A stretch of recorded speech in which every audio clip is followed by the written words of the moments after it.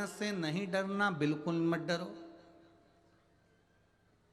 धर्म और शास्त्र से नहीं डरना, बिल्कुल मत डरो। अपने घर के बड़ों से नहीं डरना, बिल्कुल मत डरो। तुम एक संत साधु से नहीं डरना, बिल्कुल मत डरो। सन्यासी तपस्वी से नहीं डरना, बिल्कुल मत डरो। तुम अपने रिश्तेदारों से नहीं डरना, बिल्कुल मत डरो। कौन कहता है डरो? शिव महापुराण की कथा कहती है तुम किसी से मत डरो, पर इतना ध्यान रखना कर्म से जरूर डरना, क्योंकि कर्म का भोग तो परमात्मा को भी भोगना पड़ता है। कर्म का भोग परमात्मा को भी भोगना पड़ता है। छुप कर एक बाण मेरे राम जी ने बाली को मारा था।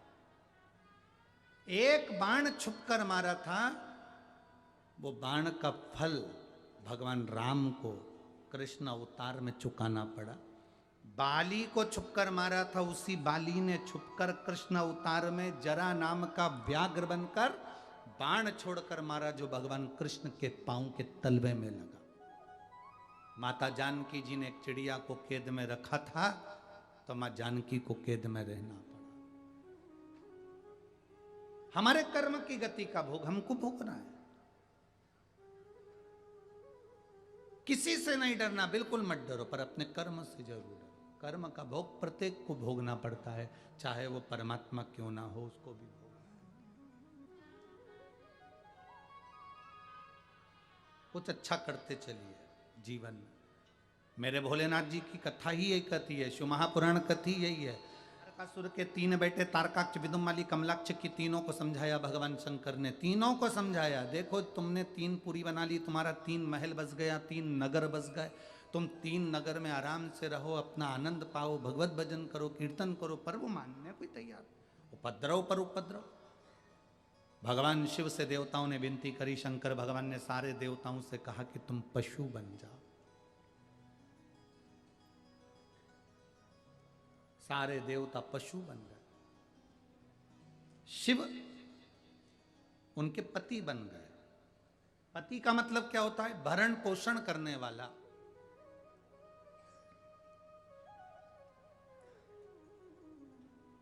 पति का मतलब केवल एक यही नहीं होता कि करवा चौथ पे चलनी में मुंह देख लो।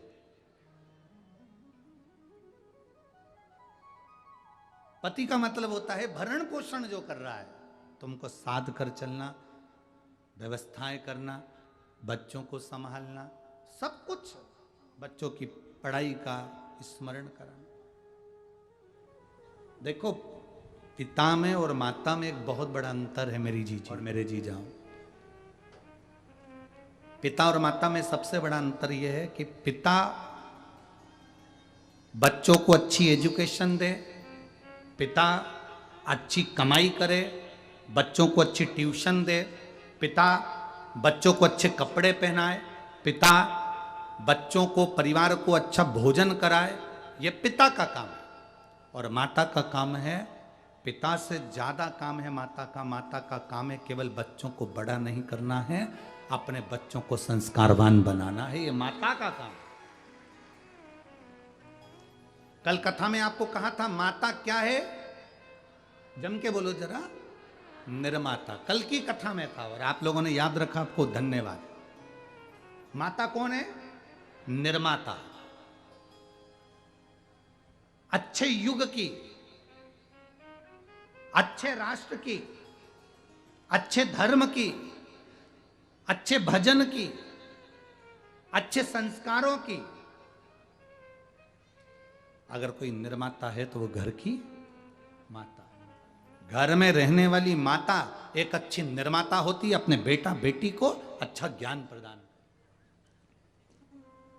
पर कई माताएं ऐसी भी होती हैं जो अच्छा ज्ञान देने की जगह ये ज्ञान दे देती हैं, तेरे से जितना बने उतना कर लिया कर, बाकी का भोजन बना के अपने कमरे में ले जाके चर लिया कर, खा लो।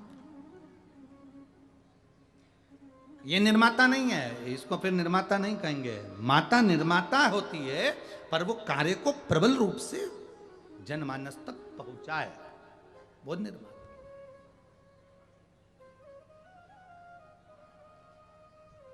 देवी भागवत पढ़ी आप लोगों ने?